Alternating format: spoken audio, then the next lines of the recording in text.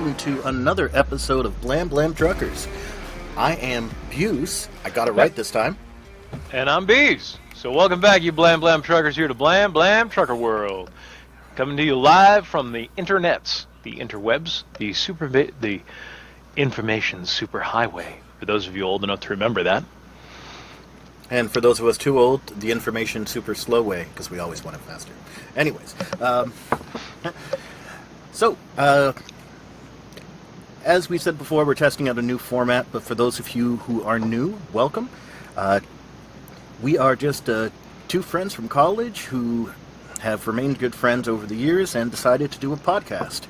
We wanted to keep a fairly positive spin on all things of modern geekdom, whether that be video games, books, movies, comics, and we just want to bring our random, hopefully well thought out thoughts to you, our viewers and listeners. And so, I am going to pitch it over to our creative director, Mr. Bees over there. How you doing? Okay.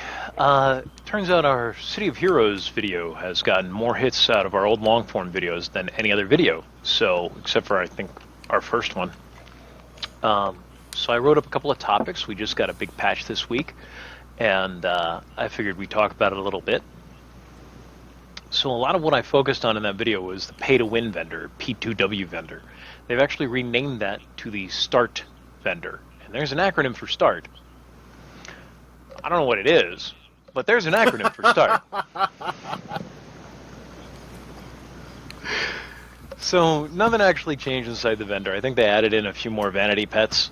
So all our advice is good. Just look for START instead of P2W. Something that did change is to get the long-range teleporter now. You can still buy it in START, but I recommend just flying around to grab the locations because it's cheaper. And if you get all the badges in Atlas, you only need, nowadays, instead of just getting all the badges in one zone, a minimum of 8, that's what it was before this week. Now it's just get 10 badges from anywhere. 10 badges from anywhere. They have to be location badges. So I figured we'd update you on that, or you can just, spend 1 hour in Pocket D. You could always do that to get the long-range teleporter. So that's how you get it now. There's a new badge in Atlas right at Miss Liberty. I forget what it's called, but I got it the other day, and I'm like, hey, they mentioned something about this in the update. There is a new controller and dominator sets called Arsenal. And actually, Buse, I think you would like this quite a bit. Have you looked at this at all? Have you gotten a chance? Nope. You could go to the character select screen and make new character, and make a dominator, and show the people what we're talking about. Oh, I just got a new exploration badge. Right by Miss Liberty. Called? I wasn't looking. Oh, rookie. Oh, wait, no, maybe that's not it. Well, it said exploration badge, though, so maybe it was. So anyway... You're the smart one. All right.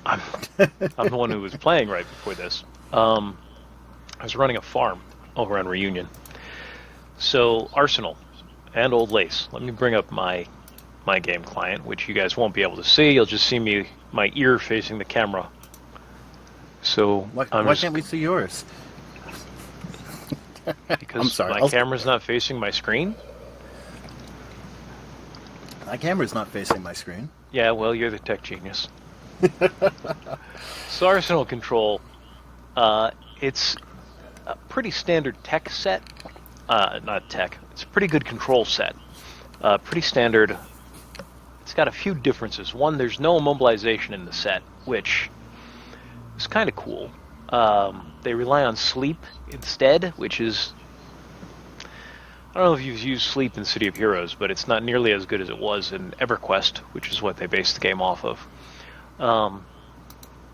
In EverQuest, it was about taking an entire group, so you get 6 people together, and you'd face one mob at a time, and the enchanter or bard would keep the other mobs asleep during that time period. We called it Mezzed, because the main spell we used for that was mesmerization, or some mesmerization. There was variations on that. So you would keep all of the other mobs asleep, and we'd focus on one bad guy and take him down. That's how EverQuest worked. And there are elements of EverQuest still in City of Heroes. City of Heroes doesn't work that way. This game allows Zerg rushing more than any other game I've ever played, including WoW, if you build your character right. And we can talk about builds a bit, maybe in the next video. But it's not, in City of Heroes, if you've got a solid tank that can take 1,000,000 hits, or a controller that can do a lot of AoE controlling, you can keep all the mobs down. You don't need to worry about facing just one mob at a time, which was true also in WoW to a lesser degree. In City of Heroes, you can Zerg rush into a group of like 16 mobs easy. The tank can hold up to 16. No problem. Nobody else will even take a hit directed at them. We'll even have a hit directed at them. Still got to worry about AoE.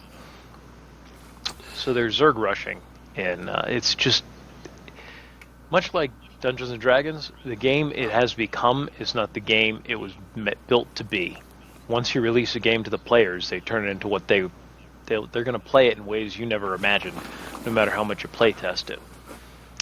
So yeah, City of Heroes is the sleep is not very useful there, but that's only 2 of the powers, because Immobilize, by the way, or Root, is also not very useful in City of Heroes. It's somewhat useful, especially if you're soloing, and Sleep is very useful when you're soloing.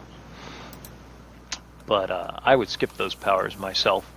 The only good sleep I've ever seen was in the electrical power set, which Electric Control, which has a place-based AoE location. You click on the location, and it just stays there and continually puts all the mobs in the area asleep.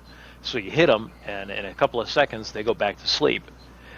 It works very effectively as a hold of sorts, and it also drains their endurance. So if you're working an endurance drain build, you can stop them from doing anything. That's a key ability for stopping them from doing anything. It's one of the reasons why Electric Control is one of my favorite of the control sets. And so yeah, let me just run through Arsenal Control, and let me double check and see how much time we're 7 minutes and 41 seconds in. So don't worry about it too much. I'm not worried about it too much. I just don't want to go way over. So for first power, I would take the Cryo Freeze Ray. One of the nice things about Arsenal is they use all different kinds of damage types for attack. So your bad guy has to be able to resist all different types of damage. That's a pretty big advantage if somebody is very resistant to one or another. You can swap. That's what I like about Water for blasters. Also Pistol for blasters and defenders and some of the other sets. Only the newer sets, really. You have different attack types, which is neat. So then the next ability I would be interested in would be Liquid Nitrogen, which puts down a sheet. Again, it's location-based, and it puts down a sheet of knockdown. And it's just like they basically took powers from other sets and put them together in a new, exciting way. This is from the Cold set. In Cold, I'll bring up Ice Control here. Ice Control, it was called Ice Slick. But here it's called Liquid Nitrogen. Then you have a cloaking device, which honestly isn't that great. I can see you skipping this power if you don't want to be invisible at all, but it's a very nice invisibility. It's nothing to write home about, nothing bad about it. Depends on what your playstyle is. Remember, in City of Heroes, the builds can be so much different and so much more precise than any other MMO I've ever played. In most MMOs, whatever class you build, whatever class you pick is it limits you to that class. Not in City of Heroes, that's just where the game starts. Star Trek Online is probably the second most versatile game I've ever played, but it's still not that versatile, not compared to City of Heroes. The next ability is Smoke Canister, which is a AoE Confuse.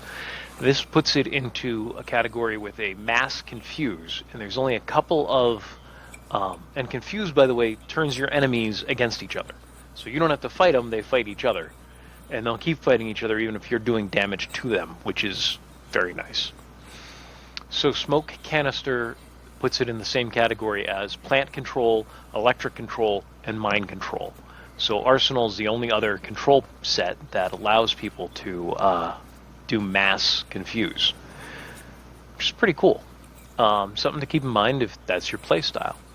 Then you get Flashbang, which is an AoE stun, and Tear Gas, which is an AoE hold, and your pet is the Tri-Cannon, which is kind of like the Blaster's Devices Cannon or the Trap's Devices Cannon. It follows you around and does range damage. But the other ones are fairly standard. Tear Gas is PB AoE instead of, it's place-based, it's location, instead of just targeted AoE. But this actually gives it, with liquid nitrogen, smoke canister, flashbang, and tear gas, you get 4 really solid AoE control abilities that are all ranged. That is, I think electric is the only one that can top that. Let's double check electric. So jolting chain doesn't count, but static field to sleep, paralyzing blast, and synaptic overload. Nope. Only 3. Let's check out Earth. They've got, let's see. I don't know if quicksand should count. That's just an AoE slow. But salt crystals, stalagmites, earthquake, and volcanic gases. Yeah, it ties with the best of them. So Arsenal Control is a very solid control set. I'm on the Dominator, so we'll pop over to secondary powers, and I'm not sure what Buse is doing over there. Following along with you. There we go. So Arsenal Assault is, what they're really just doing is they're finally bringing Assault Rifle to the Dominator class. They just hasn't had an Assault Rifle build yet. Yeah, they added a few things, but it's mostly borrowing from Assault Rifle. They do have Trip Mine in here, which is a really nice power if you're soloing. It's kind of useful in groups, but you got to actually be planning out what you're doing. You're not going to be Zerg rushing if you're using Trip Mine, unless you're defending yourself. Yeah. Not a lot to say about this. There's an okay amount of range, an okay amount of melee. There's 2 melee attacks, two melee attacks that I see offhand. Yeah, pretty standard. Nothing really jumping out at me here for amazement for a... you do have a toggle for targeting drone instead of just a build-up power. That's different. And Ignite, your final power, is a ranged AoE. It's not a very particularly long range, if I remember correctly. 60 feet, that's not bad. It's single target, but anybody nearby will also get splashback. They'll take less damage over time. The main target will take the most amount of damage over time. So yeah, those are the big changes coming through. And then there was a bunch of quests added, which I haven't run yet, so I can't give you a first-hand account of them. Yeah, that's pretty much it for the new patch. Anything you want to add, Buse? I haven't had a chance to play around with it, so not so much. It looks cool.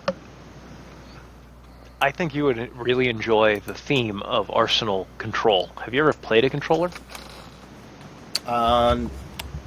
No. This is Dominator, though, isn't it? Yeah, so the Dominator and the controller main set there for Assault are the same. Oh, okay. And they're both control classes. Dominator is about doing damage, controller is about not only controlling, but also supporting. Gotcha. Right. What do you want to build is the question. Like Dominators, a lot of the Dominators I've seen tend to be illusion Dominators for the 5 pets. 4 pets? I forget. It has one of the highest pet numbers for a controller build. And 3 of them are indestructible, but they can't really do any damage. But they taunt, which is an interesting way to create a control power. You just distract the bad guy. Or the mob, however you want to put it. I keep telling you guys, this game is not like... It's a lot like every other MMO you've ever played, and it's not like any MMO you've ever played. The options here are just more plentiful. It's a lot of fun. I highly recommend it. I'm playing on Reunion myself right now. Yeah, so that covers the new patch, everything that's going to affect new players. I don't know if I covered this in the long form video we did, but you can swapping sides from hero to villain or vigilante or rogue. It's very easy to do. You go to Pocket D, which you can get to from both of the starting zones. Not the tutorial, but the actual starting zone, Mercy Island or Atlas Park. And you can just walk up to the back of the truck and jump in and go to the rave zone of Pocket D. And it's in Pocket D that you meet up with Null the Gull. I'm not even kidding. Null the Gull. It is a seagull sitting on top of a van, a box truck, I guess. A seagull sitting on top of a box truck named Null the Gull. And you click on him and talk to him. And one thing you can do there, besides change your alignment, is to change how you accept Mystic Fortune. I like to put that to always accept Mystic Fortune without accepting prompts. Highly recommended. Just makes your life... It's one less thing to click on in the middle of combat when people are buffing you with Mystic Fortune. But yeah, Null the Gull. You go there and you can change your... It's this quick. You go to what can you do, and one of the options is change my alignment, and you go to change my alignment, and you just click on which alignment you want. So if you start off as a villain, all it takes is a trip to Pocket D and to see Null the Gull, and boom, you can be a hero, a vigilante, a rogue. Doesn't matter, and vice versa. You can only start as a hero or a villain. You can't start or technically you can start as a Praetorian up to level 20. But once you get past that, you can only be a hero, a vigilante, a rogue, or a villain. And heroes and villains can't go to each other's zones, but vigilantes can go to villain zones, even though they can accept hero missions.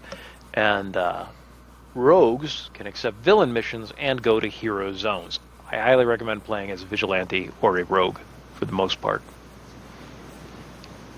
Are you able to group with heroes then at that point? Or whatever, a rogue? if you're going to those zones? Yeah, A rogue, yeah. Yes. A rogue can group with heroes, and a vigilante can group with villains. So even though they can't grab the quests, they can run quests that other people are doing. So just today, somebody was running a villain strike force. So I popped over, as all of my characters are vigilantes for the most part. Popped over to the zone. You have to be in a villain zone as a vigilante to accept an invite to a group. And same thing with rogues. Rogues have to be in hero zones to accept invites to the group. But yeah, worked out just fine. Why wouldn't you want to go vigilante or rogue? Role-playing reasons. Okay, makes sense. If you're actually role-playing and you're worried about your character, then if you're a noble hero, then you want to play that. If you're not a noble hero, if you're a vigilante where you're more into getting the job done, then you're worried about, looking good doing it. You play a vigilante. So there is a role-playing aspect to it too, though we're not on a role-playing server, so it doesn't mean it doesn't happen. It's less common. Yep.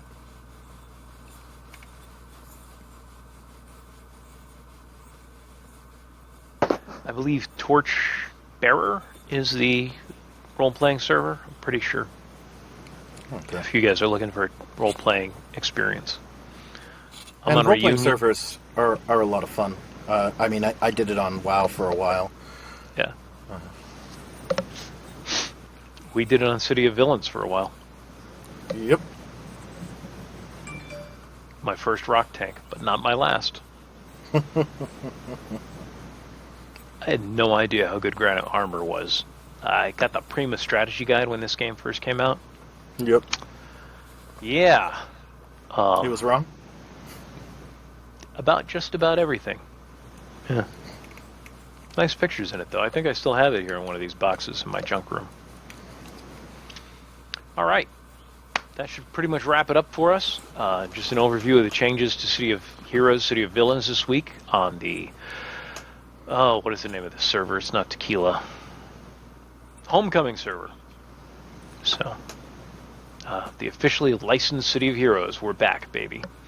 Got anything you want to add? I don't think so. All right. Thanks again for watching us on this episode. We will have another short episode coming soon for us in about 5 seconds, for you, possibly in a day or two. If anybody knows David Zaslav or anybody over at the Warner Brothers Studios who are looking for a pitch for a DC movie, I've got a bunch of them. So let us know in the comments down below. And hey, keep trucking out there, you blam truckers. See you, truckers.